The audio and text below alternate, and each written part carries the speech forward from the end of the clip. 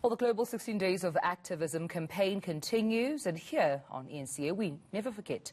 Olivia Jasriel was raped by her tennis coach when she was 12 years old. Her parents didn't believe her. Well, eNCA's Heidi Giokos spoke to her about her trauma, and she's encouraging survivors to be brave and to tell their stories. Well, she further says someone will believe it. Olivia Jasriel experienced an ordeal no child ever should. At the age of 12, she was raped by her then tennis coach, Bob Hewitt, who's been convicted for the crime. It wasn't easy picking herself up. Life was just horrible. I was always empty. I always felt like I didn't belong. I didn't like myself, and therefore people didn't like me. You know, I was constantly on the defensive. It was just, I was in a very, very bad space. Once I spoke out, it became also very difficult, and I spoke out because I tried to commit suicide, and I didn't succeed. I'm helping people, and that for me is just, that is the most satisfying thing that could have ever happened, is that I'm able to help others. And honestly, to get to where I am today, if I had to go through all of that again, I would. What made her trauma even harder was when her parents disowned her.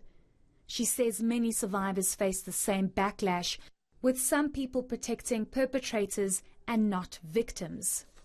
I spend hours agonizing over how parents, teachers, when a child plucks up the courage to come to you, is just prepared to turn a blind eye.